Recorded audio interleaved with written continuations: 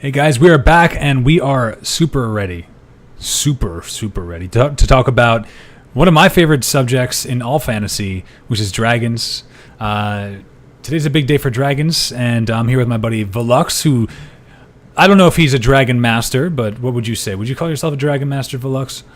I don't know about that. I really do like dragons in all high fantasy. They're one of my favorite parts about fantasy, just because mythologically they're everywhere in the world. Like every mythology almost in the world has dragons in some form in different cultures. So it's really cool because even cultures completely separated by thousands of years and stuff, and no communication have had dragons. So I think it's a really interesting facet that plays into high fantasy, whereas elves are more of just a specifically Norse mythology thing. Dragons expand across the world, so I think they're pretty important, and I wouldn't consider myself a master, but I definitely, love lore on anything, and I dig into it, so. Awesome. So as far as, we can talk about, I feel like we could talk for days about what dragons are and how they'll relate to everything. But before we get into the dragon topics, we should talk about what we're going to be doing tomorrow, which it's hard to say, but it might be more exciting than dragons. What do you think? Oh yeah, I think it will. We'll get to see some dragons, but Sony Online, the SOE Live is going to be pretty awesome because really last year we got finally revealed what is the definite. They're not going to drop this model and remake it anymore. They just can't afford to do that. So we know EverQuest Next is really coming after last SOE Live, and this one's going to show us what they've got done so far, and we know they've accomplished a lot so far because Landmark is part of the EverQuest Next goal, and it's already in probably near open beta within the next several months, I would expect. So open beta within the next couple of months, man. I get all tingly inside when I think about that. Well, point is, though, tomorrow we're going to find out all the actual information. We've been speculating for a couple of weeks here, and, we talk about what we think might happen and whatever, but tomorrow the facts are coming out. We're hearing it straight from the devs, and we will be tweeting those things out to you guys live. Also, I will be live streaming from there, as I told you guys before. Times, I have them up somewhere, but I'll tell you guys all about those later. And what about you? What are your plans, Veluux, for this SOE Live? Well, I'm going to get there a day early. I'm actually flying out super early tomorrow. I should have flown out today, but and then I'll be attending the press briefing. So they're actually going to give us some unique interviews tomorrow, and we're going to get to see some stuff tomorrow. And whatever I'm able to tweet out and reveal tomorrow, I will. But we're basically kind of getting an initial thing of what stuff will be covered, and we'll also do some interviews. And hopefully, I believe, between me and the rest of the staff there, we'll be publishing the interviews we do on Wednesday, if we can, that night. So you guys might see stuff right before SOE kicks off from some developer interviews we do with possibly Dave Georgeson, Terry Michaels, and the other familiar faces you guys know from Landmark Live and so forth. I'm contemplating just dressing up like a dwarf so I have an excuse when I'm running around wasted. It's kind of hard to be a 6'5" dwarf, though. We can make it work. Yeah, I think that's a oxymoron. I'm big for my age. It's the growth hormones in the the cows, whatever. Anyway, Nuber's going to be there too, guys. Nuber's a friend of ours, part of the Visionary community, and we're excited for all of us who are going to be there. Now, Vel, you said you're going to be there, obviously, on behalf of EverQuest EQ Hammer. So what does EQ Hammer have you doing as far as interviews go? Are you going to be doing any sort of exclusive type things, or?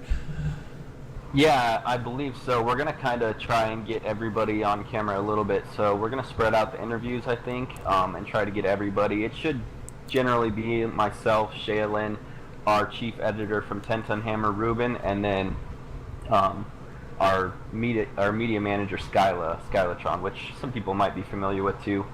We try to stay pretty active in all the communities following this game because we're all really excited about it. So that's why we're all going and making a big thing for 10 Ton Hammer here at SOE Live, because for those that don't know, also it's 10 Ton Hammer's 10th birthday, like 10th anniversary. So we're throwing a big pool party there, like Gio mentioned. That's gonna be Friday night at 7 p.m. I believe, 7 p.m. at the Planet Hollywood pool. So if you're attending, definitely stop by. We've got goodies to hand out. We've got T-shirts.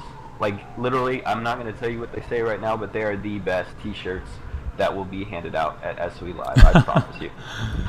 Awesome. I'm pretty excited. I didn't realize Skylatron worked with you guys. I see her all over the place. I thought she was a live streamer. It's cool to know that she's with EQ. Hammer. Yeah, she's the actual social media manager for the whole entire 10 Ton Hammer network. So whenever 10 Ton Hammer tweets out, she's usually the one that's doing that. Awesome. Okay, that's probably why, because I would see the 10 Ton as opposed to seeing her name. Cool. So I'll definitely be at the pool party. Because they're coming for us, guys. I'm definitely gonna be at the pool party, and it was themed, right? Is it zombie themed, or is that a different party? What am I thinking of? Well, we're doing it. It's kind of funny.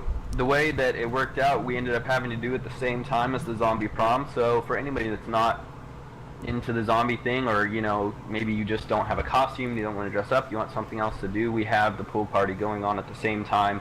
So you guys can come over that, and we're actually going to be distributing some anti-zombie weaponry for the pool party as well. So you can smack some zombies around if you want.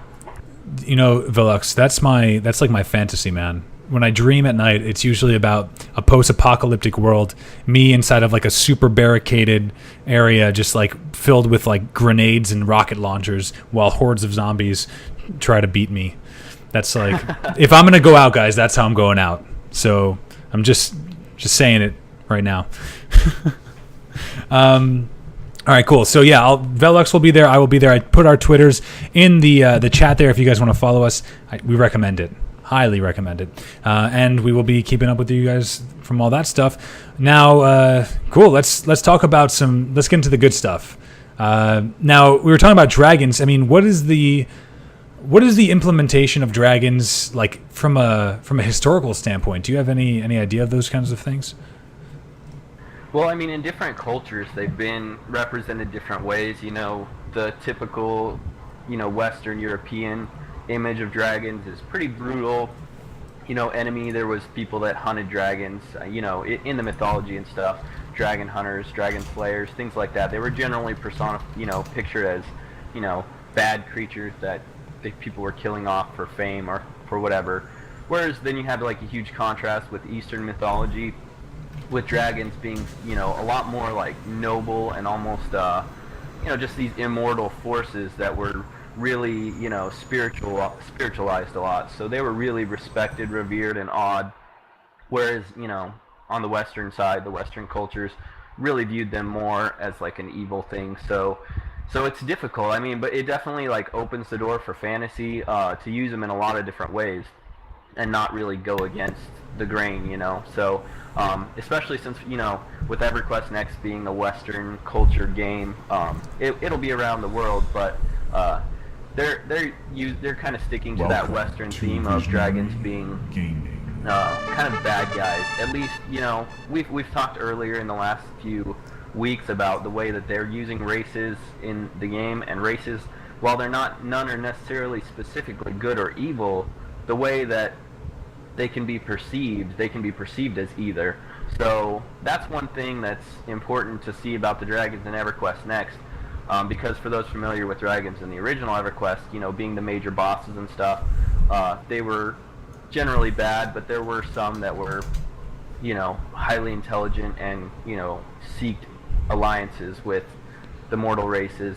So, and that's something that's, shown in the new reboot too. They wanted to maintain that continuity of dragons kind of being this, overarching villains of the story, but also at the same time there are connections and ties and past examples of when they've had alliances with the mortal races. So they do have that potential to be, allies and good, but generally speaking, they're bad. And especially once, we talked a little bit about the last two books, to recap those that weren't here, with the spire exploding in Stars from Home, that, was supposedly at fault of the high elves, or the elves of the doll.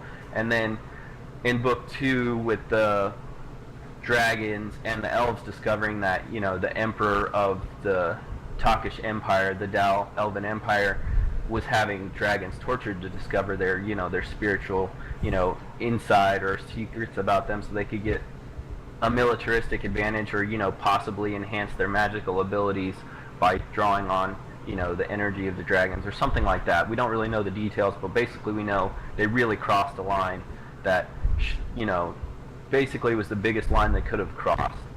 And so now that rolls into this third book where, you know, the dragons are really basically reacting to this new evidence. So I don't know, that's kind of the way that it's unfolding as far as the first 3 books go, and, you know, applying some stuff we already know about dragons and mythology, and taking the lore and the dragons from the original EverQuest and rebooting it. So that's kind of the theme that we're going into now with EverQuest Next.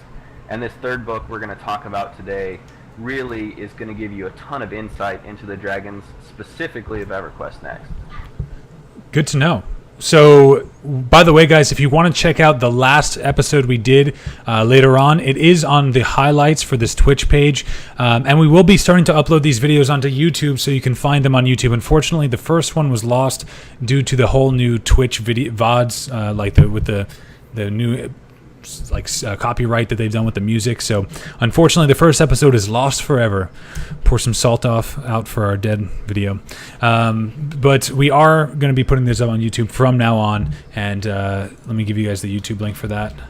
If you want to subscribe, there's the YouTube link. So we looked at some of the Eastern dragons and some of the the Eastern and the Western dragons, and now I'm pulling up the EverQuest dragons, and to me, they honestly kind of have this almost like this combined feel to them. I'm looking at something EQ Hammer put up of a file of dragon concept art. It very much to me looks like they took the size and the structure of the Western dragons, but then added that kind of like gracefulness and detail, and like almost like they look intelligent, like the Eastern dragons look. Yeah, they really, and that shows in the lore, because, you know, the artist did a really good job depicting that in this example, because really these dragons in the lore of EverQuest Next do share qualities from both. Even though they're kind of portrayed as villains for the most part, they're really intelligent, and they're really, because for anyone not familiar with EverQuest lore, the dragons were like the first creatures put on Norath. Basically, like the goddess they worship, Vishan, is basically like the goddess of dragons. They basically, you know, in the old lore, she clawed the earth, you know, and basically formed it and started life. Like, she basically kind of started life on Norath. So she put the dragons there, so they kind of have this like elevated status, almost as if, you know, like in other, you know, religious mythologies of, you know, like having angels being this, you know, like watcher or guardian over, you know, whoever's creating the earth, you know, something similar to that, except for the fact that, you know, the dragons are directly interacting with the creation. So I kind of consider them like guardians of Norath, just because they have that, you know, intelligent Eastern flavor to them, but they also still interact directly. You know, they're still hunting through Norath, you know, for food and stuff, so they have that Western feel too. So it's a combination, which I think is important, you know, especially in today's like globalized world, where with the internet and everybody sharing, you know, and the ability for people from any country to play this game, I think it's important to have both facets of, you know, popular dragon mythology put into the game. Oh, absolutely. It's really cool here. For the first time, I'm seeing dragons. I mean, dragons in the sense of like the fantasy theme without wings. It looks like there's like some water dragons. It has like fins to them. So there's almost like a stegosaurus looking type dragon with a rhino, you know, horn. Really, really interesting stuff. I can't wait to see this implemented in the actual artwork with the stylized art that they're going with. I think it'll look really, really cool in the game. So okay, now we could talk about dragons and their implementations in our society, and you just talked about how they kind of like what they've been in EverQuest. Now, I mean, as far as EverQuest next, do you think that they're going to vary, or I mean, are like, you know how we're keeping the same like names of Norath and whatnot? Are we keeping a lot of the same iconic dragons, or are they going to be different? Yeah, actually, that's one thing that they did decide to do in the reboot. They really wanted to keep some of the, most famous named dragons with, Nagafen, and there's a couple other ones named specifically in the lore that I can peek back in and look. There was just, quite a few named. I can't think off the top of my head, but they did decide to bring some back, and in doing that, I do believe they're going to, they could possibly reuse all the dragons, at some point in the game, whether they actually are still alive or whether they perished during the Dragon Wars or at some point before that. So I expect to see, all of our favorite dragons make, a return in a rebooted form, with probably not too much difference. They might have different, histories, but as far as that same personality and the same, characteristics, I think they'll maintain some of that, because the dragons are really, especially when going through Rise of the Ring, you get to see a broad spectrum of different dragons that are in the book. And Thornbriar just mentioned in the chat, Lady Vox, she is specifically in the book, she is mentioned. So she's in there. There's a lot of dragons that are in there. It's pretty cool. If you're a fan of the Dragons of EverQuest Next, go read Rise of the Ring. It's like, it is literally 15 pages long, but it's cool to see, the way the dragons, the dragons that came back, and the way the dragons have like different personalities and they play different roles, in this. And I expect them to play some major, roles throughout the game as, rallying calls are laid in and future content is unrolled, because since the Dragon Wars are such a major part of the lore and kind of like this pre-stage of the timeline that we're going to be entering the game in, I expect them to play a big, have a big echoing effects on the immediate content that we play probably for the first year or possibly 2 years into the game. Interesting. Well, I am definitely interested to see how that turns out, if that pans out to be the case. Now, Nagafen is, you mentioned him before. Is that hat that I'm seeing everywhere? Everyone's always calling it like a Nagafen hat.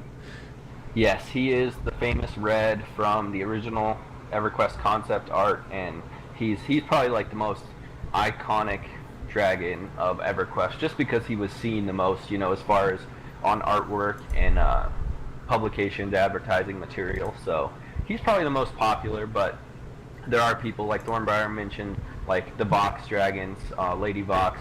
There's a lot, like, people like the different dragons for different reasons. So, but Nagafen is definitely probably the most widely known.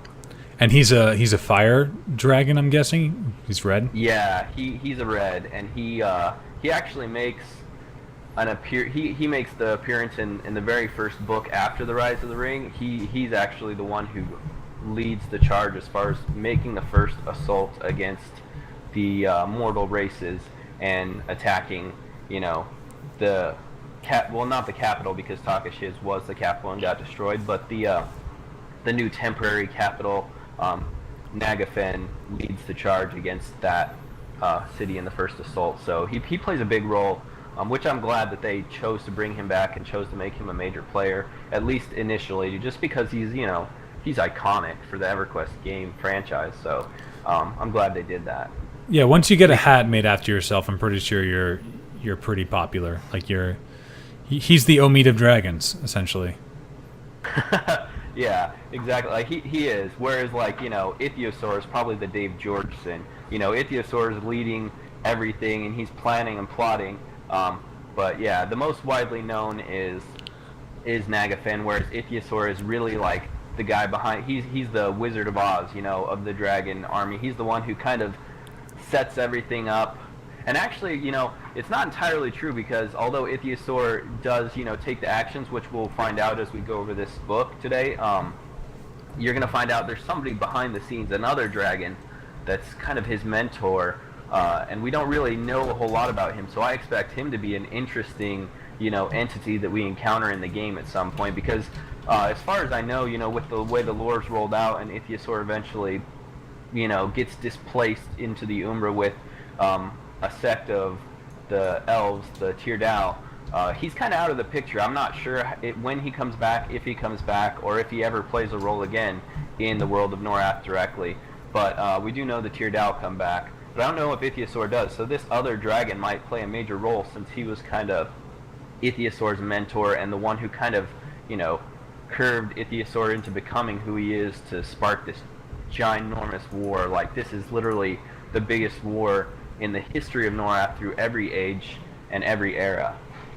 I mean, this is the defining moment, I think, for the game, right? It's like where things really... It's the conflict, It's the conflict, right?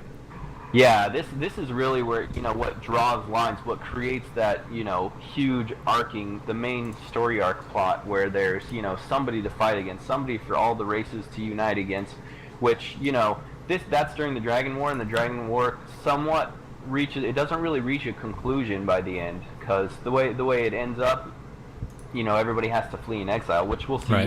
In an episode later, but, so this whole, the start of this war is really important, because the end of the war never really reaches a complete closure. So that's why I say we might be feeling some echoing effects of the Dragon War, or the Dragon War might still be, in action, and maybe not as heavily as it was time that this Dragon War kicks off. There's a lot of dragons still alive, and a ton of mortal races and elves, and a lot of these guys perish, during the war, dragons included. So, there's a lot of losses. And the difference with the dragons and the mortal races is the dragons, when they have a loss, it's a lot bigger, because it takes them a lot longer to, reproduce, and a dragon to mature to age. So when the dragons lose numbers, that's like, centuries and millennia of a loss, whereas a mortal race is, decades to a century. Huh. I feel bad for killing all those little dragonlings and whatever inside of World of Warcraft now, since you're saying that dragons it's harder for them to reproduce. I don't even want to think about dragons reproducing, honestly. But okay, so we have the concept of you said Nagafin's a red dragon. Now that makes me believe that their colors are associated with their affinities. Is that the case? I'm not sure if it directly is. I do know that, Nagafin's shown to breathe fire. Ichthyosaur is a black dragon. He's shown to have some other type of attack, shadowy, acidic. And then there's a green dragon that shows like an acidic attack. So I do think the colors probably play a part in the affinities. And they definitely, are something notable about the different dragons. So it might be something that we see in the gameplay, established as far as defining different mechanics, but it definitely plays a role. I'm just gonna say this right now. I totally see there being like a dagger named Nagafin's Tooth. I'm just saying. That sounds like too easy to me. And it has like artifact. Yeah, I feel like a dagger, right? Like it'd like have fire, like a fiery attack on it or some shit, or some sort of proc where it burns the enemy. I don't know. Anyway, okay, so we have, like you said, we have this concept of affinities potentially being in place, which is interesting to note, because it's kind of been the case with for example, WoW. A lot of every dragon had their affinity, and they all kind of had these different attacks based on, and it kind of was based on what they look like. And then we can even talk. I've heard a little bit about it. I don't know too much, but apparently there's actually some sort of encyclopedia about dragons. It's a huge book that's pretty legit. Have you heard of that? I haven't heard that specifically. I know there's a lot established, especially from fantasy genres that have become really popular. Dungeons and Dragons has its system of dragons that has colors, different colors and types of dragons. And I know it's a popular theme, because it definitely, creates some depth to the mythology of dragons when you start systemizing it, and adding things to it. So it's interesting. I haven't heard of the encyclopedia, but outside of How to Train Your Dragon, they had their own little awesome encyclopedia for the people who haven't watched that. It's a kids movie, but it's awesome. Especially the second one. I took my daughter to go see it a couple months ago, and it was really cool. It had a lot of stuff in there for adults too, so it was pretty awesome. Anything dragons is pretty awesome. All right, so yeah, there was just one that I had recalled somebody kind of telling me, maybe this person I know is deeply involved with like dragon lore, so maybe he kind of like viewed it as the number one, and maybe it isn't the number one. But there was one that looked pretty legit. It had its own website that was pretty awesome. It looked really really cool. I'm gonna try to find it here on Google. But okay, so we have these affinities for the dragons, and they're different, potentially we're thinking that the different colors or the different styles will be signified by the different colors, as you've kind of explained with Ichthyosaur and with Nagafin. So now, as far as like, what about as far as good versus evil? I mean, in the past, have the dragons always been one way or the other? Like, what is the role of dragons from like in that sense in EverQuest? From what we know of the lore right now, it's not clear whether the dragons, have any specified alignment or whether they've gone to war against each other in the past. It's really not known. I mean, there was a little hint that Morgard threw into the Teardow workshop when he was talking about the Keldarin, and the dragons having an alliance together as far as being like, cooperative guardians of Norath together. So I think, the further back in history you go, the more altruistic dragons are going to be, and the more, core to their created theme of, protectors of Norath they're going to be. But, maybe that starts to deviate as, time goes on, and, maybe they get affected by the mortal races and are slowly changing to, diversify into different alignments and, some straying from the path of their true nature. So, we really don't know. It's all up in the air, and I think that's good from a game design standpoint, because you want to have flexibility. Like, if anybody, I think we talked about in the first episode when we were discussing like the picture of the original timeline, and you had the Lost Era that we know nothing about. All these types of things create holes where you can tie in future content to almost as if it's always been there, or was always planned. Even if they, they come up with some idea later that they didn't have planned, they've left themselves, links and escape points to basically make that feel natural and organic. And I think it's important, the way they do dragons and the way they do all the races, to give this, flexibility for them to, make changes or, come up with things on the fly that, don't make you feel like you're totally destroying the established lore, because that was a major like problem with EverQuest lore. And I think a lot of the reason they chose to reboot the lore, because EverQuest lore, whenever a new content expansion would come along, it kind of just made it, and then a lot of the times it would counter some of the currently established lore. So there's a lot of inconsistencies in EverQuest lore, and even the developers will admit to that. Having a lot of inconsistency. There was a lot of people that worked on the team throughout the past 15 years, and some of it gets attributed to that, because it's really just impossible for somebody to know all the lore, and follow it perfectly without making any mistakes to anything that was already pre-established. So that's going to happen, but I think the more flexible you make things, the easier it is to have new stuff believable without, accidentally overwriting something. Well, I mean, I think that this game, as I've seen so far, there are a lot of people who are, like you said, very dedicated to the original concepts of what they've built here. So definitely with the dragons being so iconic inside of EverQuest, and being, to the point where, like we said, they have hats, after certain dragons. I also think it's very important that they throw a bone to the old EQ folks, who really want to keep that, some of the traditions alive, or some of the some of the nostalgia to keep that going.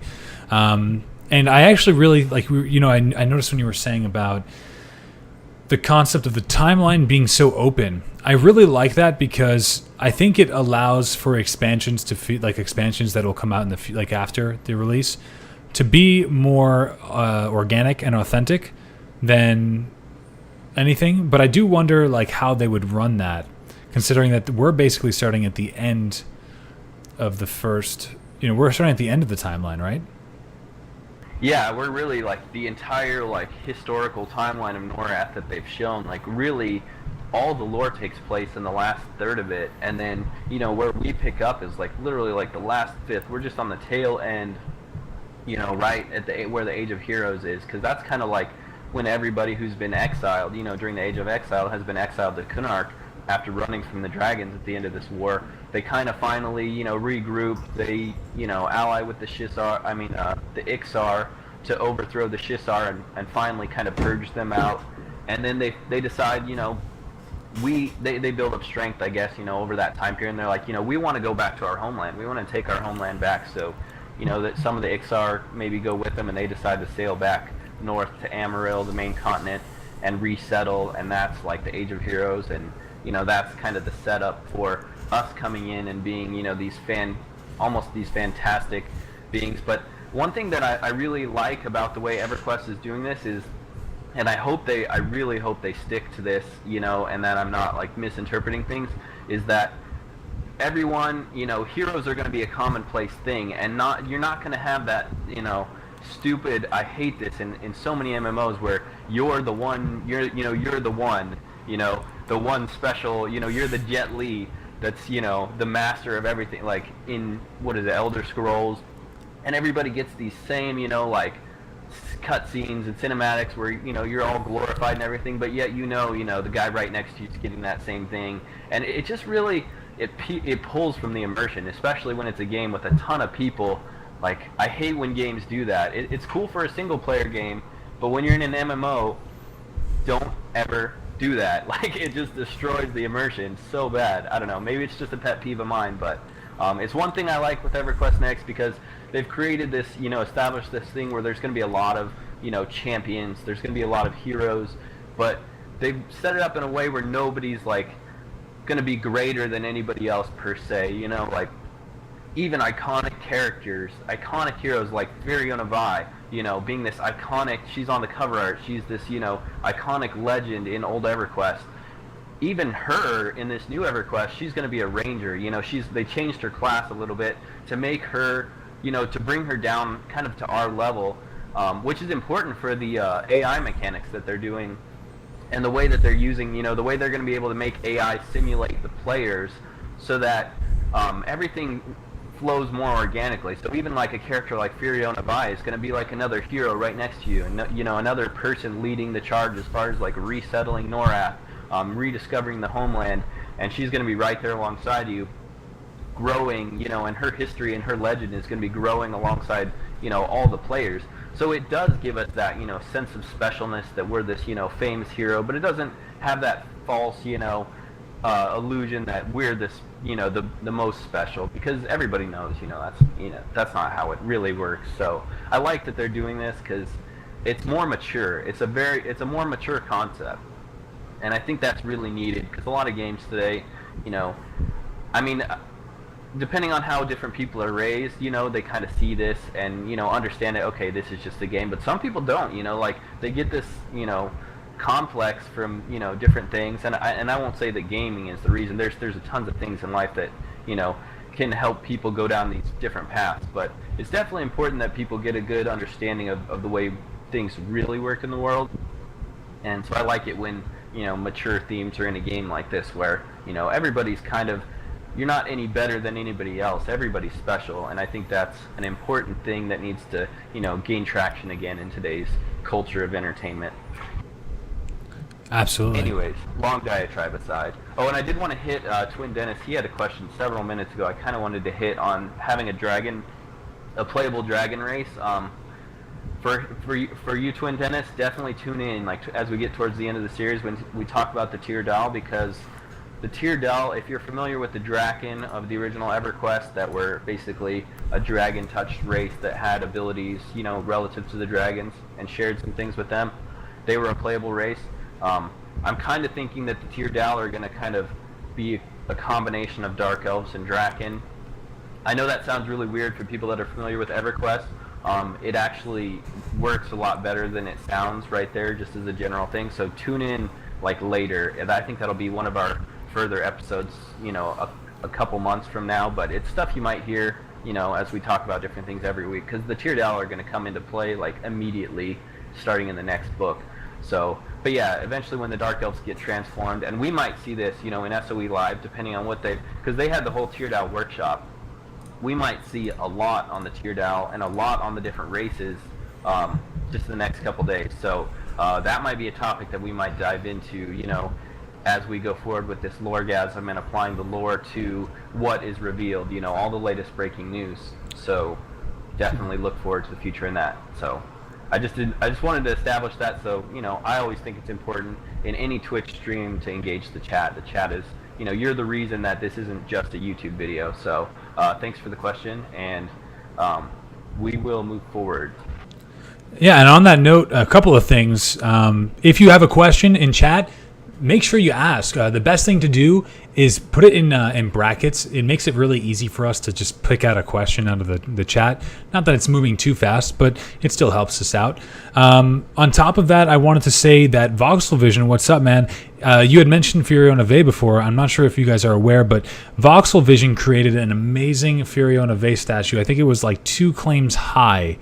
It was pretty crazy. I really enjoyed taking a look at it in the game.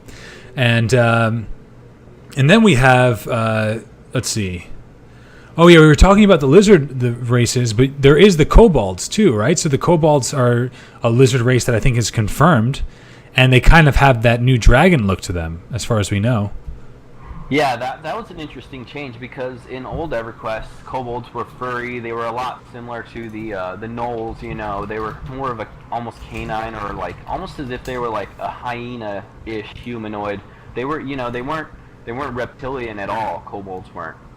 And I think one of the reasons they did that, obviously, is because with dragons, they wanted to basically have this giant, draconic army and this dragon kind for everybody to fight against, and they needed some minions, below. So they've got going from large to small, they've got dragons, wyverns, drakes. They have this special race called Fixians, which we haven't heard there's not a lot of details unless you read the lore about them being almost cat-like, but they're scaled, they walk on 4 legs.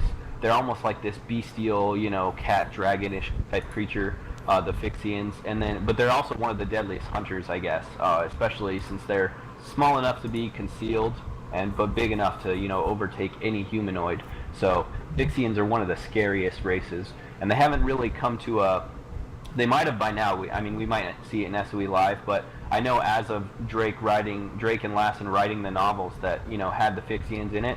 They did not, the development team didn't have their mind set on exactly what they wanted them to look like, so they told the authors to be vague, which as a writer myself, I would be like, oh, come on, it's going to be really, because it's all about, the visuals that you can describe, so, the details to give somebody something for their own imagination. But they did a good job, taking that and letting it, hang, but enough to make it, descriptions like I've already told you is kind of, what I pictured based on what the authors described.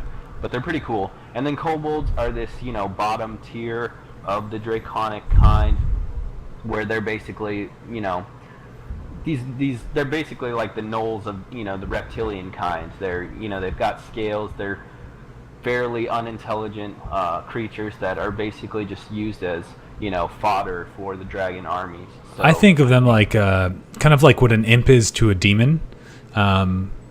That's what it seems like to me anyway, kind of like that, the minions, if you will, of the dragons. Very kind of able to keep up with other races because they are dragon spawn, or dragon born or dragon whatever, but they're still not even close to being a real dragon, so they kind of will get pushed around. It's kind of like my impression of what they might be like.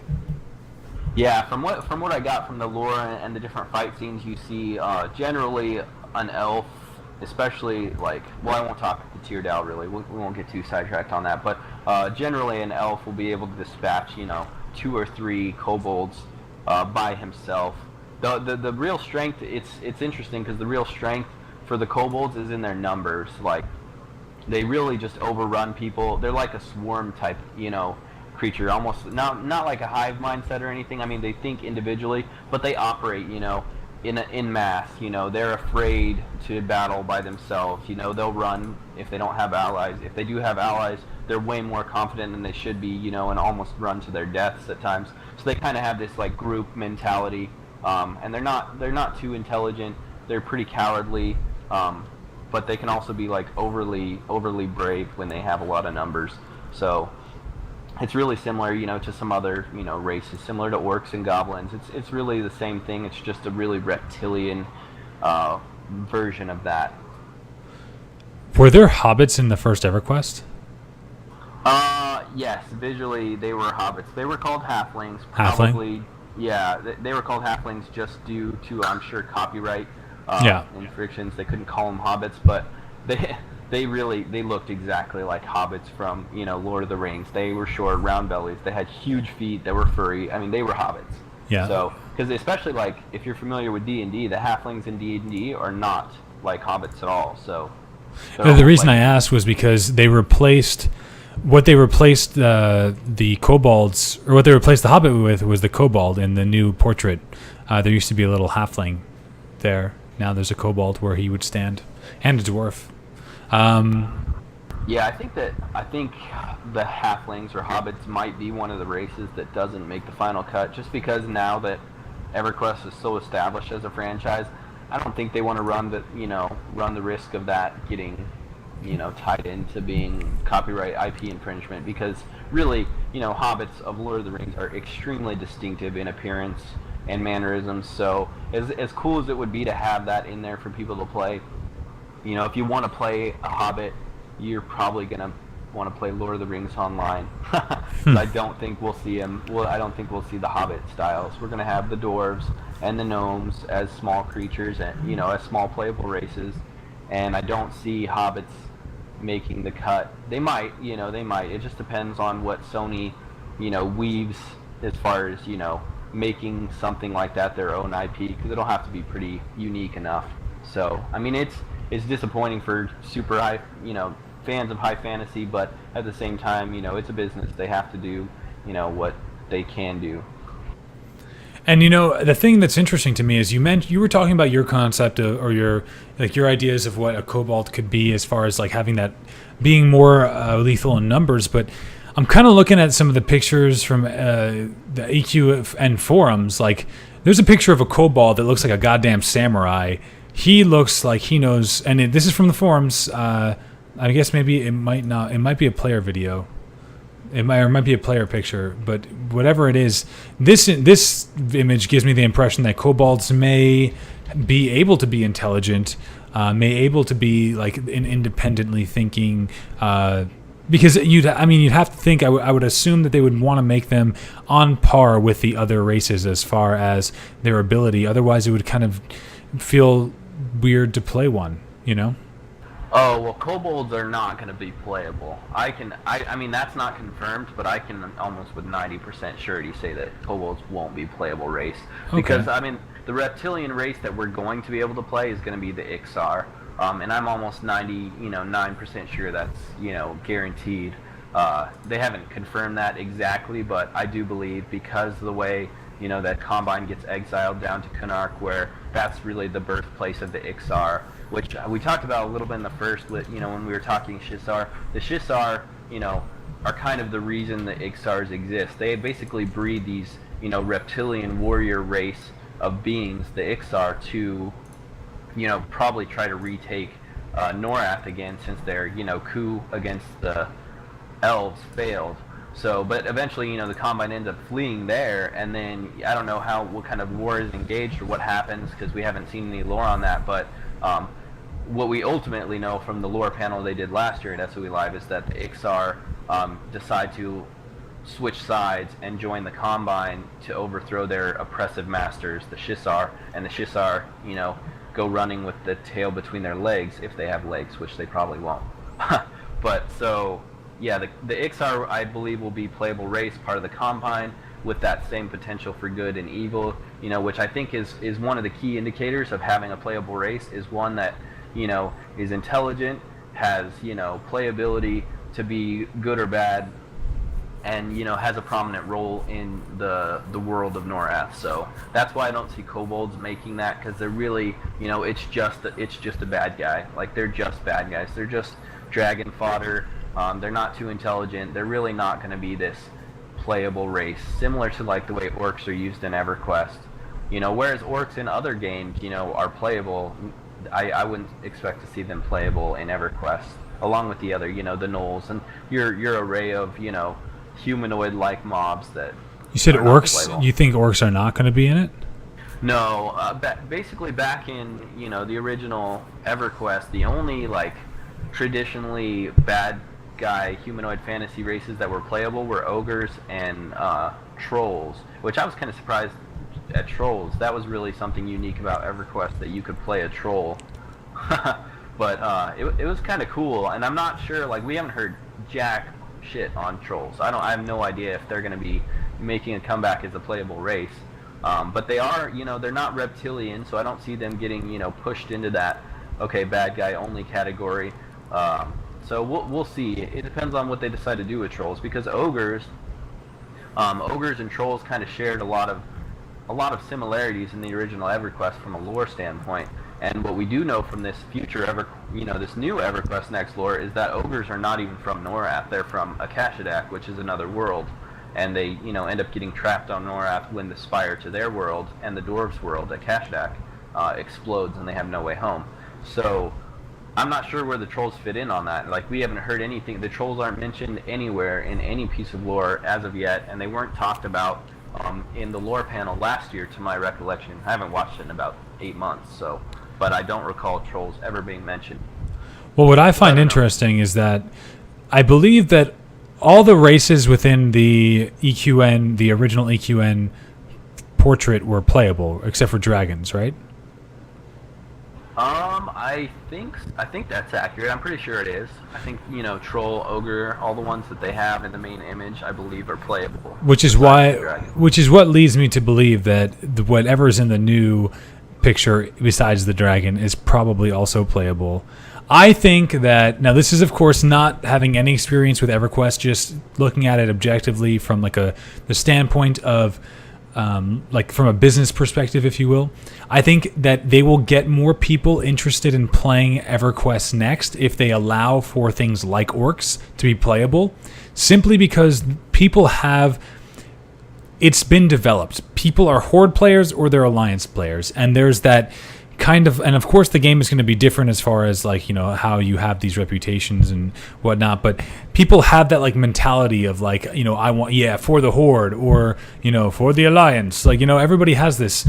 So I think that by allowing people to play those sort of uglier, more brutal races, it'll allow for players to feel like they can still fill that niche, or that kind of like, they can still get the feeling that they want from their character. Plus, like you said, just if I'm looking at this picture, you have Karens, High Elves, humans, what I guess is the Woodal. What was the Wood Elves? What are they called? The Feardal. The Feardal. Dark Elves, Dwarves. So and the only two that would stand out would be the Orcs and the Kobolds. So, and I don't see, I'm kind of like also secretly hoping this is true, because I know a lot of people are upset about me saying this, but I don't care. I'm honest. I don't really want gnomes inside of the game. I think that they take away from games. So I would be really happy. I would actually be very happy if the lineup of the EverQuest Next art is all the playable races on launch. But I don't know if this is, of course, all speculation. So. Well, one interesting thing too, to put some EverQuest context into it, is one thing they added to EverQuest to give you that, for the Horde, thing that you can do is you were able to go into specific dungeons, instant. Well, actually, they weren't actually instances. They developed instances for these where you could go into another. Actually, no, they weren't instance. It was still just an open dungeon that everybody else could be in. Like LoreGasm, you could actually talk to an NPC that was down there, and you'd get transformed into, this, enemy type mob at a certain level cap with all abilities unlocked, and you could just rampage through the dungeon, as this, enemy thing. I mean, you couldn't rampage, like, it was still challenging. You had to be smart about it, but you could be these, like, enemy creatures. So it depends on if they try to bring something like that back, because if they do, and people, because I know, we're not going to have alts necessarily in EverQuest Next. You're going to be able to cross-class almost unlimitedly on your one character. So, I mean, given the fact that we're not going to have alts, I think it would be really cool if they made it to where, you could play on the other side as, being a baddie, even if it was like not sure that you customize yourself, but you just do some type of like, you basically just go outside of your character and you're in another character temporarily, helping them raid a city or something. I could see that, possibly making a comeback, because I know they've done, they've essentially done that in the old EverQuest. It just wasn't put into the context of, like mobs actually being able to permanently destroy cities and stuff. So that's one thing that I think it's going to have to be balanced very carefully, because, with the ability to permanently, make a negative impact in the world, they're going to have to be really careful in the way they do that, having that. Like, you probably shouldn't get much benefit at all by being a bad guy. In other words, people are just all going to be bad guys. So it's definitely interesting. That's something we'll definitely have to wait and see what happens, because maybe tomorrow. I hope so. Yeah, that would be cool to see some other systems they have planned that are really unique. Well, I want to say, guys, and I'm not going to say that it's because of us, but at the same time, I want to point out that Morgard actually acknowledges and knows that we're doing these LoreGasms, which is pretty incredible and awesome. And after we started this, he actually announced that they're going to be doing a panel for lore, for EverQuest Next lore, and that was not originally planned. So maybe they've seen that there's a lot of want for people to understand the story behind EverQuest Next, and that's going to push them to want to do this sort of panel. So if you guys have any questions that you'd like me to ask, or Veluux to ask at this panel at the end, or even we can probably get in contact with Morgard and talk to him about all this kind of cool stuff, please feel free to let us know. We'd love. Yes, tweeting them at us is the perfect way. Tweeting any of your questions that you want answered, I will try to find out, and I will try to answer it. Same with Veluux. I'll probably, when we're actually in the panel, we'll probably tweet out, hey, lore panel starting, if you guys have any questions, because really the way the panels work, I think they do kind of a presentation for, a half hour or so, and then the last half hour, they basically just have people line up to ask questions. So if you guys give us questions, we will try to ask as many as we can while we're there in the panel, and if not, maybe afterwards when we get to talk with some of the developers. So definitely send them to us, and we'll try to remind you right when we go in, so you can, if you have one on the spot, you can throw it up. Yeah. This is going to be pretty epic, and of course, I'm sure that we can even get some. I actually have the ability to request a couple of devs for when I'm streaming or whatever, and so if you guys have any devs that you want to see specifically, or you have any questions that you want to specifically ask a dev that may not be about lore, of course, like we said, tweet it at us. All right, so yeah, why don't we start getting into talking about this next book here, Val? What do you think? Yeah, let's do it. I'd say we start. So basically, let's see, where did I get to? We talked about the dragons a little bit, kind of gave some backstory. So what happens at the end of the last book, where the dragon, like what we find out... By the way, hold on. Before you talk about this, sorry to interrupt, but we just need to make sure we say spoiler alert, guys. There's going to be some stuff that we talk about from here on out that are inside of the EverQuest Next books that they've been releasing, and or they're not really books, just more like short stories. And you're going to want to make sure that if you want to read them, then you should probably mute the channel. But we're going to be talking all about what those order inside of those books.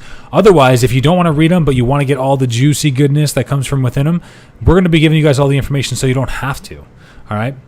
Just wanted to put that out there for you guys so you know. Anyway, sorry to interrupt, Felix. Continue. So where the last book ends off, where we kind of ended our last show last week, was that basically from the character's perspective that you're in Prison of Fire, they come into this prison and find out that the elves or the Emperor has basically enacted some type of thing to where they're torturing dragons and trying to discover the spirit of dragon, like basically just mutilating dragons for their own benefit, whatever benefit that is that they're trying to seek or get out of it. but it's totally crosses the line because at that time, even in the shakiness of the, Talkish age where there's an empire, the Elvish Empire is like super oppressive to the other races. The dragons aren't, they don't really get into that mess, like if the mortal races want to hate each other, they don't really get into that. They stay outside of it. So even though the Talkish Empire was, what we could kind of consider pretty evil in a way, they were they still had an alliance with the dragons that was, on decent terms. So then them basically going behind, this is like not only something they shouldn't have done anyways, but they have a current alliance with the dragons when they do this. So if you can imagine, that ruffling some scales, like it definitely, this is basically like the most twisted, like backstabbing thing that the elves could have done to the dragons. So that's really where, that book ends, and that one happens simultaneously with Stars from Home, where the spire ruptures, and that kind of like cuts off, and that's done. And then where Ring of Scale picks up, or sorry, Rise of the Ring, picks up a little bit. I don't know how long into the future. I don't know if it's years or weeks or months. I'm not sure how long. We don't have a time frame, but at some point shortly after, the first two books, we're basically introduced to a new character, Ichthyosaur, which is, this black dragon that immediately from the opening of this, short story of 15 pages long, in the opening pages, you already see a lot about Ichthyosaur's character. He's flying, to Sky Shrine, which those familiar with Everquest lore, Sky Shrine is basically the ancient, like, city of the dragons. And there was other races that actually, had something to do with Sky Shrine as well, but we don't know if that's going to be true in the new reboot. As far as we know right now, just, it's a dragon-specific place, and it's up in the top of, like, the icy, most northernest mountains. The tallest peaks is where Sky Shrine is located, and so all these the dragons are flying there, but from the perspective we get from Ichthyosaur, he's on his way to Sky Shrine, and he's such an ambitious dragon. Like, he's so, he always is seeking to push new boundaries, and you get this right away, because when he's flying there, he decides to, see how high he can fly, while he's en route. And he starts flying up, and he's flying up so high into the atmosphere that he actually, the oxygen's getting so thin that it's giving him tunnel vision, and he flies until he blacks out. Like, he's flying up, and he starts falling, and then, the wind rushing by his ears and everything wakes him up, and he, wakes up and catches himself, and then, continues on to Sky Shrine, and he just has this, like, personal victory, because he's definitely flown higher than he's ever flown before, and he believes he's flown higher than any dragon's ever flown before, because nobody's ever done that, just because it's stupid. He could have not woken up and just plummeted to his death. So you kind of get a snapshot into Ichthyosaur, the character there, because you see his ambition, you see his willingness to do things, to take risks, to accomplish things, even things that might not seem that important, but to him are personal goals. So you get a snapshot, and that's one thing I love about this new lore reboot. The EverQuest development team chose to get, like, professional authors, talented authors that know how to, portray a character, not just a character, but the character's character itself, that personality, in just a short moment. Because, with a book so tiny and only having, a couple pages to show you Ichthyosaur right away and give you an impression, Drake does a really good job of it, and it's stuff like that gets me excited about EverQuest Next completely, because if they're going to put that much effort and importance into just the lore, I can only imagine the detail they're going to be putting in the game. And we've seen with Landmark how long the development cycle is going, and we're probably behind where they originally thought they would be or wanted to be, but the reason is because they're taking the extra time to refine things, to make things really work the way they want them to, not just good enough to get by, So this is something that I really appreciate in games, and I think we touched on it last week. I'm one of those types of people that give me a game a year after the deadline. If it's better than it would have been before, obviously, you don't extend it forever. There are limitations to that, but I don't mind not getting something when I'm promised, so long as there are good reasons for it. And these kind of things I view as good reasons, having good lore, good immersion, good tools, a good foundation, core systems that work the way you want them to, because the rest of the game, that's going to affect the game for the next, decade of its life. So, and they're not necessarily always things that you can patch and fix as you go. So I think it's really important to take the time for these things. But anyway, That passion. So let me ask you really quick. So you were saying that he takes risks. He's very excitable as he's a dragon. And is it something that you get from, like, do you get the idea that he's like, like Simba, like he's very just like curious and kind of like has a lot of like a lot of pizzazz. I don't know. I can't believe I actually just used that word, but or is it something along the lines of like he's like kind of more like evil and like he's just like doing things because like he wants power. He wants to feel power. Well, the thing that I get, so basically we're talking about motives. This goes into Ichthyosaur's motives, and from what we get from the lore, Ichthyosaur appears a lot, in the future books. We'll be talking about him a lot, but just to give you a snapshot right away, his motives, we're not given clear details, but he appears to be extremely passionate about, going against the mortal races because of what they've done to the Earth, to Norath and to the dragons. So we're not sure whether that's because he, has these altruistic, he's a true guardian, like down to his core, the way dragons were designed to be, or if he just, is a warmonger, a warlord that just wants, that's just he just thrills combat, and he loves, he's a thrill seeker. So you don't really know which one of those it is, but because of his motives, it could be either one. But you do know that he is willing to go to do things that nobody else is.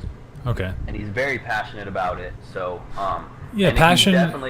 He's definitely pretty intense and sinister. Like, so it definitely, there's these things that you could say, oh, he's evil. You could instantly label him as evil, but there's enough deeper character into him to wonder, like, okay, what are his real motivations? Why is he doing this? So he's intriguing.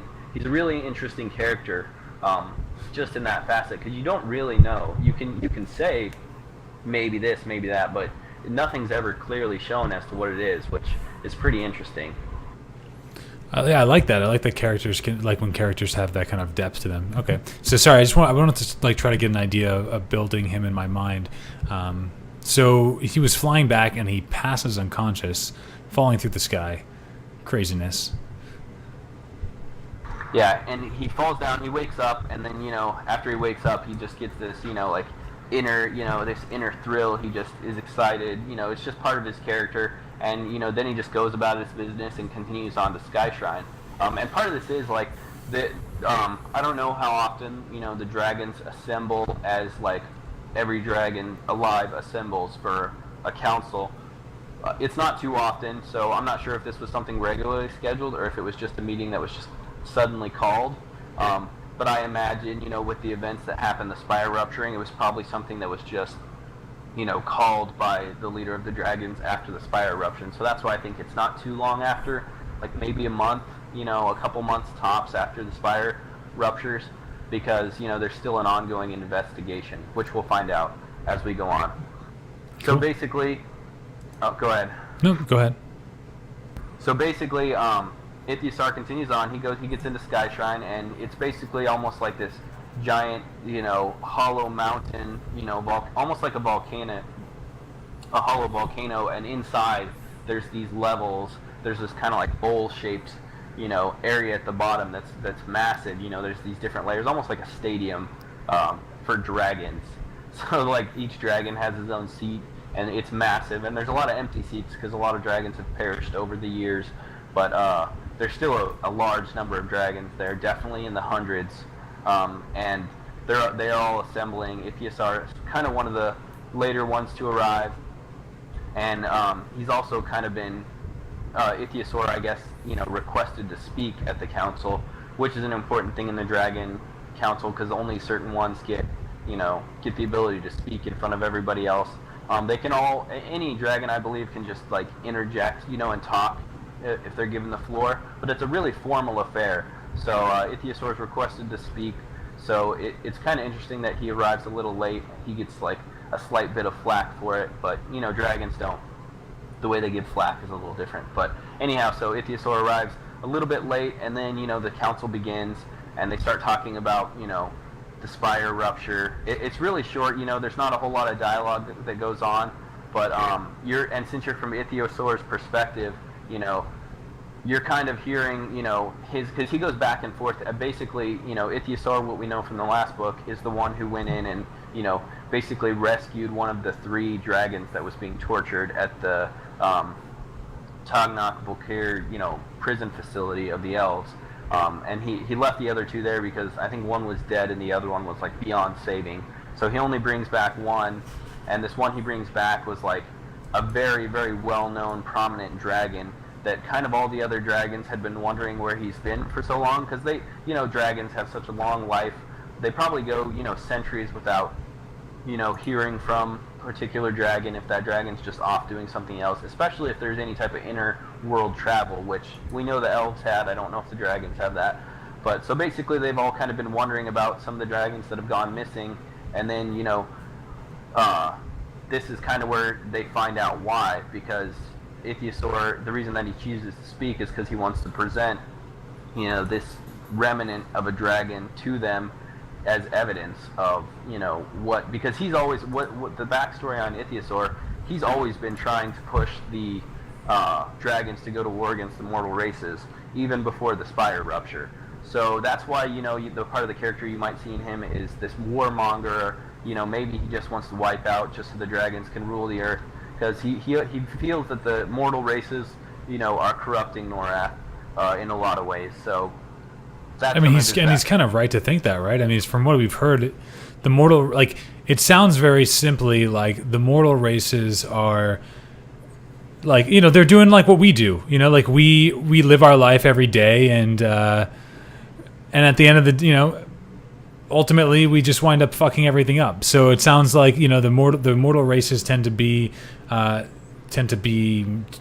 doing what they do, and the dragons are like what I wish we had, maybe, which is like this they're like Godzilla in the sense where they're like neutral, they're kind of like neutral, but they kind of like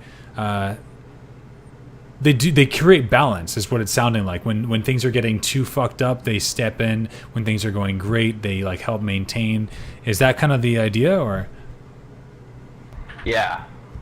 Cool. Yeah, that's basically, what his take is on it, because, of how the mortal races are, maybe because of their shorter lifespan, or, just the way they live. He just feels strongly against them, to the point that he wants, to dominate them, and what we'll later learn, he wants to exterminate them. I don't know if that's how he felt before the spire rupture and the torching of dragons, but afterwards, that's definitely how he feels, and that's how he wants all the rest of the dragons to feel. Okay. So in this book, we're in Ichthyosaur's perspective, and he's kind of talking with one of his little minions, because the dragon that he's brought back is so messed up that it can't even hardly move, and he has it back in a side chamber. I guess he's done some preparation before it, knowing this council was going to happen, and he's basically has this dragon already there in a side chamber. Nobody else knows is there except for his little minion, and later on his mentor that we'll see towards the end of the book. And he's talking, and he's basically got a stall while the minion, while they're trying to heal this dragon enough to where he can like walk out and make it into the view of everybody. So he's kind of stalling, and he's using a lot of the same arguments that he used in previous councils, I guess, because a lot of the dragons are kind of like rolling their eyes, and especially the dragons that are very, that have very good relations with the mortal races are, really adamant about shutting Ichthyosaur up and telling him to go away. He doesn't have any new evidence, stop. And then, he eventually stalls long enough to where, out finally shambles this great old dragon, and it just, all the dragons, their mouths drop, basically. Like they can't believe what they're seeing. And actually, it's crazy because one of the dragons that's against Ichthyosaur, as far as like an ideological standpoint, when he sees this dragon, he gets so infuriated, he actually attacks this dragon because he doesn't consider this, you know, shambling dragon to even be a real dragon anymore. Like, that's how bad, the elves messed it up and like stole its spirit or whatever. He just basically looks at it as almost like this mindless zombie or beast or something. And so like one of the dragons actually leaps out from the stands and starts attacking this like gimp dragon, and he actually has to get pulled off by like the council leader dragon, and it's pretty crazy. So I mean, it has this massive effect on the dragons. Like, literally, it was the worst thing that the elves could have done. And so after Ichthyosaur presents this dragon, to them, basically the council leader, who's probably one of the most elder dragons and the most wise, and patient, he basically eventually comes to the conclusion too that, okay, maybe now it is time to go to war against, the mortal races. And even as wise and patient as he is, he still exhibits that, dragon ferocity when, when it's go time, it's go time. And he, like, the entire chamber roars out loud together. And then he basically tells them all, assemble your armies, increase your numbers, this is on, basically. And that's kind of like pretty much where the book ends, and all the dragons start flying out of the, the caldera, the giant, the giant caldera, and they fly out, and then, you see Ichthyosaur there, and that's when, like, his mentor approaches him and says, like, you did well, basically. Because I think maybe part of the thing about this mentor is that he's probably so, like, maybe he's been so against the mortal races, nobody respects his opinion anymore, so maybe he's been, like, using Ichthyosaur, to be his voice in the council. Something along those lines. It could be even darker and more sinister than that, I'm not sure, but there's somebody behind Ichthyosaur that appears to be an older dragon, and it's really interesting, though. But basically that, like, this book, The Rise of the Ring, it's basically where what's called the Ring of Scale is formed, and the Ring of Scale is like kind of a self-declared name the dragons give their armies, because they basically assemble all the wyverns, the drakes, the Phyxians, the kobolds, all of these, draconic kind races. Even though they're not all dragons, they're this draconic kind, and that's where this Ring of Scale is formed, and that's, when the whole dragon war, basically, that's when it's decided. And the first attack, I'm not sure how much later it comes, but the next book will show, like, the first attack, and that's when Nagafen really appears. Nagafen speaks at one point in this book, The Rise of the Ring. He makes a comment, I believe, just one time, or maybe he just makes an appearance. I'd probably have to go back and read, but he really makes an appearance in the next book when the dragons assault Tarin, which is the new pseudo capital where the Mages Guild for the elves is, basically where all their most powerful, military are. The Teardal are there, the Mages Guild, the Emperor's new seat is there. So it's definitely the primary target for the dragons, and that's why they hit it first. Wow. So that sounds like a pretty quick decision too. I mean, if what you're saying kind of sounds as if the dragons are, I can't tell if they're protective or if they're self-conscious. Like seeing another dragon be defaced and just, torn down like that. I mean, is it that they're upset with the mortal races for what the dragon did, or was it because they were just upset that dragons are being made to look like fools? I think it's a combination of things. It's probably all of that. They probably are mad about the betrayal of the elves. They're mad about, having had an alliance and this happens. They're mad about the fact that they're gonna, infiltrate something so, like, dear to the dragons, their actual spirit. They're trying to basically, like, use and abuse their spirit for their own gains. I mean, it's almost like, they're trying to suck their soul out to use it for their own magical purposes. I mean, that's like, it'd almost be like anybody, if anybody that would believe in, like, that we have a soul and we go to heaven someday, or something like that, it's basically denying that for a dragon. Like, if dragons, when they die, they go somewhere. I mean, it's serious. Like, it's an intense offense. So I'm sure it's probably like all of those things combined. And another reason that ties into why they just decide to act now is because they do know that with the spire erupting, that the elves have lost their power over high magic. So the one thing that was really keeping, that was another reason too that the wise dragons had always pushed Ichthyosaur and probably his mentor before him, away from, we can't go against, because I guess in the past they had gone against the mortal races at times, skirmished with them, and the dragons. I mean, that's why there's some dead. They would just fall to the elves' high magic. But now that the high magic's gone, they basically see it, now's our opportunity to strike. And not only that, but Takish His was the capital. So when Takish His exploded, there's going to be some form of power grab, from the other elves, the other powerful elves that are alive to, seize the throne, to, so to speak, and become the new leader of the elves. So it's basically an opportune time to strike if you're going to strike. So it's basically a perfect storm of events that happens. Shit's way too political for me. It doesn't sound like there's any valor in what they're doing. It just kind of sounds like they're trying to me it sounds very like almost evil from the way that I'm hearing it. Like they want to make sure that they are constantly keeping power over everybody. Like you're saying that they, if part of the reason why they never struck before was because of the high magic stuff, then that implies that they even thought about striking. For what reason? It is really, it seems it's like Game of Thrones with EverQuest.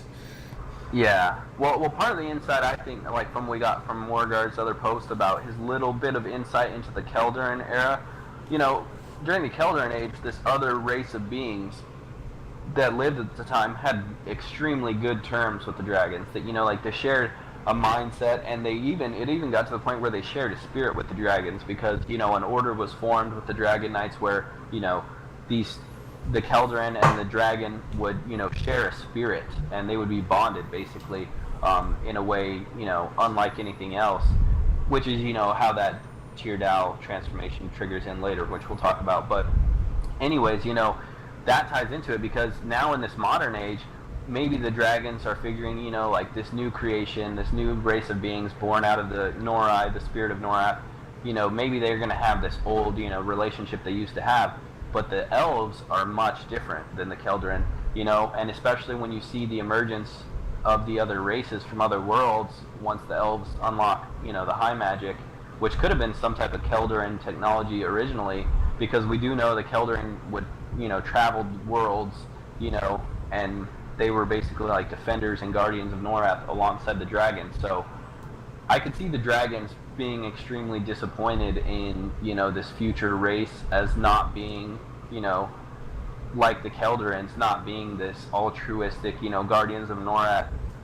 So they're almost like, a pest, so I don't know. I mean, obviously they could be personified as evil, but if you go totally from the dragon's perspective, you could view them as like destructive pests, of Norath, and especially with the way they're being, and have been over the last millennia, subjugating each other, and then now torturing dragons. Like, even if what they're doing is evil, it's almost like, a World War II, where you've got, the other nations going against, Hitler and killing other people, and there's probably civilian casualties, and that's, they're basically doing what could be considered evil, but for a greater good. So it's really, it's a deep, complex theme, where, it's just kind of the way it is in real life, it's pretty intense. It's definitely, a deep story. So I'm really impressed and excited because, there's not too many things that do this. I mean, anybody that's a comic book fan, this kind of stuff happens in comics. Like, it's really deep. There's, it's basically trying to take the experiences we live out throughout our lives and just go, dig into them and dig into why and express opinions about, philosophical, political, topics, and, do it in an entertaining way that engages us and makes things relatable. So it's cool to see that with fantasy, because, there's only a handful of fantasy, things that have really done that have gone to that level. So it's pretty cool to see, but it's definitely, it leaves you with a lot of questions about the dragons and about the other races and about what's really going on. But as far as I know, we're going to be learning a lot about the dragons over the next couple of books, right? Yeah, it's tough because you will learn like a little bit about the dragons as we go, but the books are written as, since we're going to be the playable races, not dragons. The books are written from the perspective of the races that will be playable. So we learn a lot more about the elves, in particular, and it's starting to branch out into other races, but specifically the elves is what the majority of the remaining lore is about. But they do start branching into other races when we get towards the end of it, and but when we get to the very end, like you'll see glimpses of other dragons, and there'll be a tiny bits of dialogue when they encounter dragons, and then especially once we enter the last two books and Ichthyosaur makes another massive appearance, we learn a lot more about the dragons then too. But this is really the book that gives us the most insight into what the dragons are all about, at least for the lore and possibly for the future time in the game that we'll be playing. But it at least gives us the backstory. So anything they do in the game, we know where they're coming from, because this is like the dragon's perspective. Like this is where you get to see where they're coming from. So it makes it to where, which is another interesting thing that we've talked about before, about people being able to kind of be good or bad. Maybe you can help protect a city against an orc horde, or maybe you can help sabotage. So it's really interesting, because if you want to sympathize with the dragons, now maybe you're a bad guy. It's pretty interesting. Similar to what they did with the high elves too. I mean, like we were saying before, a lot of people in this storyline, a lot of people who kind of subscribe to the high elf mentality are going to find that they're actually subscribing to a mentality that's kind of evil in a sense, with the way that they're acting, and like they're very elitist. So it's interesting. And now, as far when we like, you keep saying like the end. Do we have the end of the books, like as far as like where we're going to be leaving off for EverQuest? Well, kind of. What we have is an end to the Dragon War, or it's not complete closure for sure, but it's definitely like a temporary ending point, because everybody flees and finally gets away from the dragons in exile, crosses the oceans, which are in fact too big for the dragons to even fly across. So they basically escape from the dragons, and this whole conflict is put on hold for I'm not sure exactly how long, because I know it just depends on how long the Age of Exile is. I think it's going to be somewhere around 500 years. It could be longer. It might be shorter, but we do know there's a massive gap in time. So maybe it gives time to heal wounds, because we'll find out over this coming lore that the dragons do a ton of damage to the mortal races, particularly the elves. So as much damage as they do, even though a small remaining amount of the elves and other races escape with the Combine, it might be enough that after 500 years, especially the ones that aren't as warmongering as Ichthyosaur, might feel like, okay, we put them in their place, that's enough. We don't need to exterminate them, even if they return. Maybe there's a possibility to be on good terms again. Obviously, it's going to be on the dragon's terms, because, they're the ones with all the power, because there's no more high magic, and things like that. So, but it could be to the point where, there's not the crazy animosity that there was at the end of the book. So it is an ending point of the Dragon War, but it's not total closure. At least it's definitely not total closure for Ichthyosaur, because like you'll see, as we go on in the books, like it's actually in the middle of the lore when he encounters one of the main characters, Corlin Larkos, and this Archmage actually like has him down, and he actually looks, instead of just slaying Ichthyosaur, he decides to look into Ichthyosaur's mind, and what he sees there, like it's just crushing, a crushing blow to Corlin, as far as understanding his motives and understanding the truth and the reality of what they're actually up against. So like everybody thinks that main character is basically crazy after that. Nobody wants to listen to him, because what he's trying to tell people he saw in the dragon's head. But Ichthyosaur like wants complete extermination. Every single man, woman, and child elf, and anybody that wants anything to do with them, even people that are forced allies to the elves, they want to exterminate. Like it's literally like that's Ichthyosaur's deep down heart. It's pretty wicked. So So I could, that's why I lean towards Ichthyosaur being pretty evil. He's definitely, got whatever his intentions were gone wrong. So It sounds like he's very tunnel visioned. Like, it's not that necessarily what he does is something that he's doing because he wants to hurt people, but it sounds like once he has an idea in his mind, he's going to do it. Like you said, he's going to be passionate about it and do it to the best of his ability. Yep, exactly. And that's his character in a nutshell. That's why, like he gets this, I almost kind of like slightly relate it to like almost like a Hitler situation. That's like a terrible example, but like he basically has this idea. He has his intentions. Whether they're good or not, or depending on the perspective, you could say that maybe they have some logic or reasoning behind them.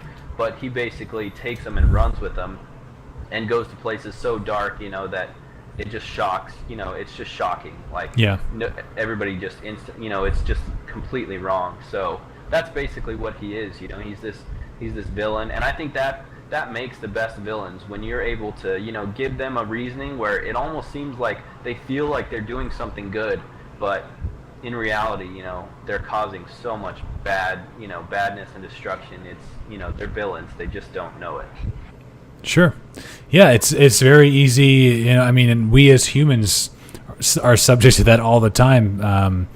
Manipulation is very serious, and I imagine if you're a dragon and you're on a team of dragons and you guys are this elite force, you can even compare it to the U.S., right? We're this elite force, we're the force to be reckoned with. A lot of people can't really compare to what we can do, and so it's very easy for people to become kind of like this tunnel vision of like, we're the best, whatever we do is the right thing, and that's something that's a problem. In my opinion, I think that it's sad to see that the dragons, who are supposed to be so intelligent, be so easily manipulated, kind of like that mob mentality. It sounds like, so it's a shame. Yeah, and I think it plays a lot into the fact that we aren't really like told the extent or the reasoning of why or what actually how deeply the elves like tortured these dragons. We just know it was like the most torturous thing they possibly could have done, and until we know more about the mechanics of dragons and their spirit and what that means to the world of Norath, because again, going back like what I said earlier in this stream, the dragons were the first beings there. They were directly there. Vishan calls them her children basically, so they're like the most have the highest seat basically. So it definitely if that's something that's true and the other races of the world know, that they're basically her children, it even basically, now not only are you assaulting, the spirit of the dragons, but you're assaulting, the children of the creator. So it goes pretty deep, so that's why, I can see myself sympathizing with the dragons to an extent, obviously not to the level Ichthyosaur did, where he just, totally takes his intentions and puts his own personal goals in and just runs with it to destructive ends. But I totally can sympathize with like more calm, patient dragons that are like, wow, this is too far, we need to put them in their place. I'm sure not all the dragons wanted to exterminate. That's something that we only know for sure Ichthyosaur wanted. We don't know how many other dragons feel that way, but there are definitely others that feel that way. We just don't know how many all. But I do know Lady Vox is portrayed to be one of the more rational, more mortal race-loving dragons, because she's actually leading up the investigation on the Spire explosion, which gets talked about in this whole, council, because they don't actually know for sure that the elves did it. They just, it seems like it could only have been the elves who did it. So that's kind of the conclusion everybody jumps to. But Lady Vox, she's still, is kind of giving them the benefit of the doubt in that, she's not going to take any actions until, she does a full investigation. Right. And when the whole council departs to build their armies, she's already actually, still left to go continue the investigation. So there's definitely some dragons that are not, all about exterminating, and they're not all about, this war being a, an annihilate the earth type of thing. So, like, she's going to be continuing the investigation, and at some point the war could get called off if they find out, not all the information was correct. But the dragon, the shambling, gimpy, what's left of a dragon, was enough for them to, take action right away. And then, maybe they'll call off the dogs if they find out, Ichthyosaur was kind of, fabricating a few things to just push his own goals. But we never get to that point in the lore that is revealed as of yet. So, as far as we know, they never find any evidence. Huh. Coin brings up a good point. It could be, the impression that I'm getting is that the tortured, he says, I agree with him, the tortured dragon they showed off at the meeting was totally a setup. The bad dragons pulled one over on the good dragons, and it got everyone to agree to a war. Especially because they don't even know that if they're not 100% sure that the elves are the ones who made the spire explode. So, and I mean, realistically, like you were saying, is where Ichthyosaur was finding this dragon was in a place that wasn't even guarded by elves, right? It was guarded by some other race. No, it was guarded by elves when he got there, but then he, the elves basically employed Ifrits to, guard the prison, but the elves were like Ichthyosaur, from his mentality and from what's shown in the lore, Ichthyosaur knew it was the elves that did it, and so that's why he's so adamant about it. Okay. But it is a good point to bring up, because the other dragons are kind of taking his word for it. They don't. I mean, he says that he got this dragon from, actually, that dragon speaks for like just shortly, and says where he came from. But again, they're taking these two dragons' word for it. They're taking the word of Ichthyosaur. They're taking the word of this, tortured dragon, which, he could very well be in on the plot, as well, from the bad side dragon. So they are definitely, taking a risk, and just assuming some things. It never was fully investigated. I'm sure, like, they probably should have led an investigation after that. So yeah, jumping to conclusions like on a fucking war like that seems ridiculous. It seems so. It's really weird, because it's like, we want to think that these dragons are such intelligent beings, and yet they're so quick to judge based on emotion and emotional. It's like maybe they aren't normally either, but maybe this one thing. Maybe distrust of the humans, or the mortal races, has caused them to just be so like irrational with the way that they act. It's so strange. Yeah. And I'm sure that seeing the dragon in that state probably sparked a pretty emotional reaction, in them, to kind of just go off the handle and make choices that, aren't well thought out. So I see that tying into it as well. Thornbriar says the illusionist who blew up the spire leaves us in the dark as to who it was. It could have been that dragon, or been a dragon, for all we know. That's a very good point. I mean, that was something we talked about in the first book. Whoever blew up the spire was some sort of shapeshifter, or somebody with the power, that was enchanted with an illusion of some kind. We know that it wasn't. We don't know it wasn't an elf, but it definitely appeared to be anything but an elf from the way it was portrayed, because, kind of cycling through different forms. Obviously, an elf wouldn't make an illusion of an elf.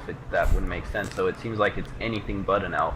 So we know that the elves didn't do it, the explosion, but, it could have been a dragon. It could have been the Shisar. It could have been who knows what. Like, I mean, obviously at that point in the history of Norath, with the Takish Empire being oppressively, ruling the world and subjugating everyone, probably every single race on the planet had a reason, had motive to, cause that explosion. So, the door's wide open. We have no idea who did it. And, like Thornbriar said, it could very well have been a dragon, which would be pretty wicked plot twist.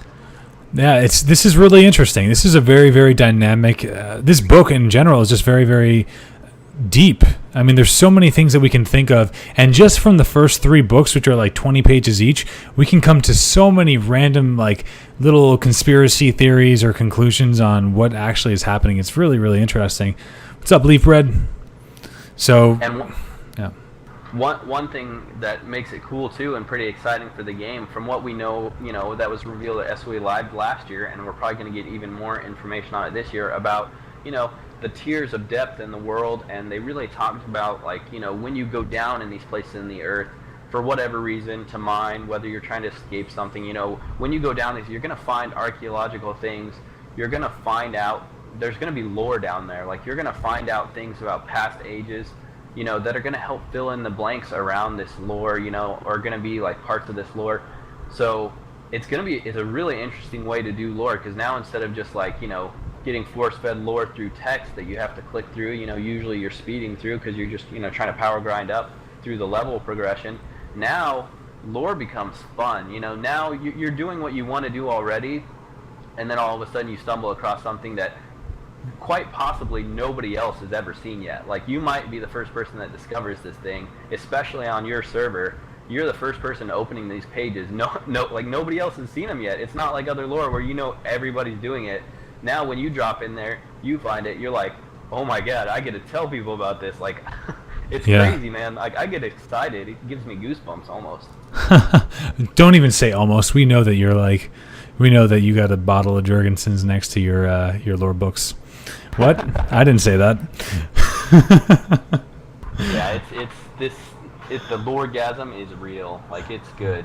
I know, and I'm really, really excited. Again, guys, if you didn't hear before, we're going to be going to SOE Live tomorrow. Super exciting, and we're going to be definitely checking out. I think that you're checking it out too, right? The Morgard lore panel. I would imagine you would be. Oh yes, I will be there, and I'm really hoping to get an interview. Well, I'm definitely gonna like demand an interview with Morgard when I get there. I'm gonna be like, if there's anybody I can interview, it's Morgard, and he knows who I am, and we're gonna talk, because he knows I have a ton of questions. So I'm gonna hound him for whatever I can peel off of him. Exactly, and I'll be doing the same thing. So of course, guys, again, if you guys have any reason to ask any questions, there are any devs that you want us to reach out to, you want any sort of information about SOE Live, you can follow Veluux and I on Twitter. That's actually Twitter with an E, and this is at Veluux. Let me throw it up there for you. Oops, oh sorry, that was, there it is, the second one there. Awesome, man. So we're in for, it sounds like we're in for a really good book next week. Now, do you want to kind of give us a little bit of a preview, like what we should be expecting?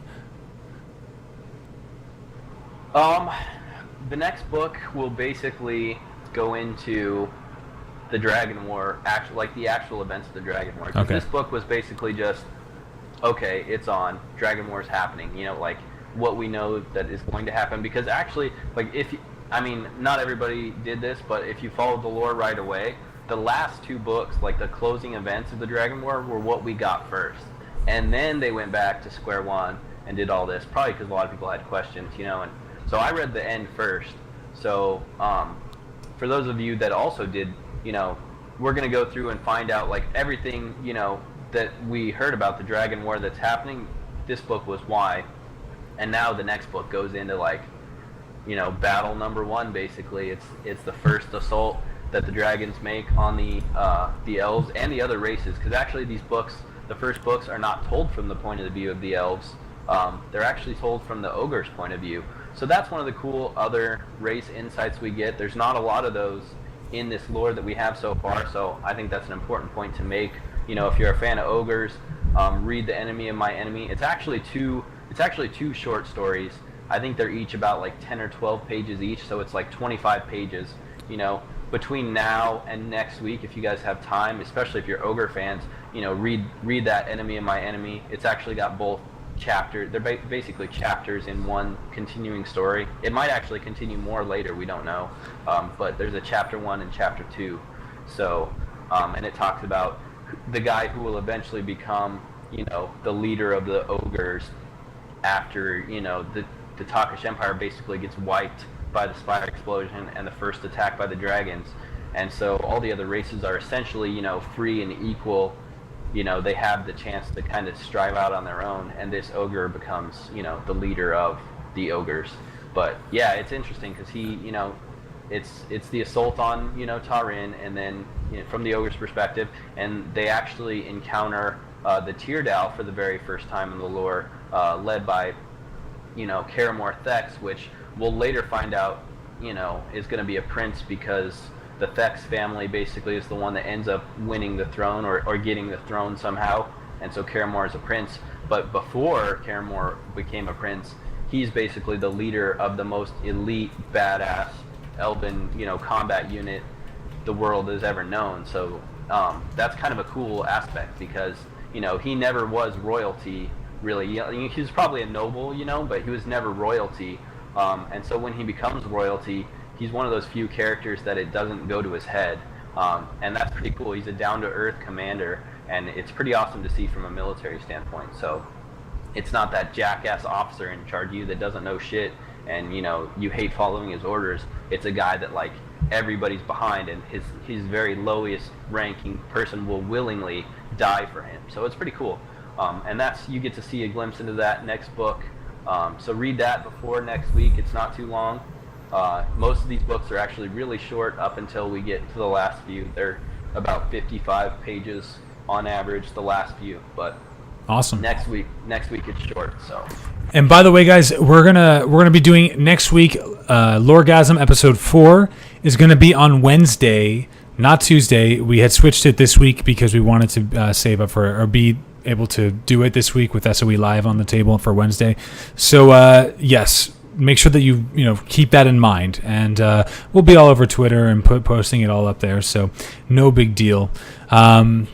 Again, we're going to be at SOE Live. I keep saying that, but I just want to make sure you guys are aware for all the new people who I keep seeing come in. So make sure that you guys are checking us out. I will be live streaming. Veluux will be live bossing, and we're gonna have fun too, man. That's gonna be great. So on that note, again, if you guys missed any part of this, you want to go back and watch it later, you can see that on Twitter. I'm sorry, on YouTube, the YouTube channel. I'll go ahead and post that for you in the chat. And you can also find our last episodes of LoreGasm in case you wanted to hear about the second book. The first book got removed, unfortunately, for copyright issues. But you can find that second episode on the highlights section of this stream. Hey, do you have any last words, Vel, before we head out for the day? Visionary game. Nothing other than prepare for like our lore world to get shaken. I'm not sure what plans they have to reveal new lore. I mean, the institution of a lore panel last minute kind of leads me to believe that they might not have a ton of new stuff for us. But depending on what questions get answered during the lore panel, we might get to fill in a ton of gaps, even over stuff we've already covered. We might get to fill in a lot more. So the future episodes of LoreGasm should be even better. And I know they've been pretty awesome so far. I've had a great time with Gio. We've had a lot of back and forth, going over different questions and exploring different details from different points of view, and everybody in the chat. So they've been really awesome for everybody that's participated so far, and they should only get better. So definitely come back in the following weeks. It should be every Wednesday from 1 to 3 Pacific. So come back, watch us more, check out YouTube, and share it too. Like, if you have people asking you questions about the lore, share the YouTube channel with your friends. Like, it's definitely going to be, an awesome resource for people, and that's what we hope it is. We just want to, help other people learn about the game and, learn about the game more ourselves. So thanks you guys for watching and listening, and we will catch you next week again for sure. Yeah, and guys, by the way, I'm going to keep on streaming, but it is going to be the end of our LoreGasm episode 3. So hang out for a couple of minutes. I'm going to go get some water, refresh, and we're going to get back and play some fucking Landmark. All right. Anyway, you guys have a wonderful day. Thanks for hanging out with us for our LoreGasm, and I will see all of my awesome viewers in like 5 to 10 minutes.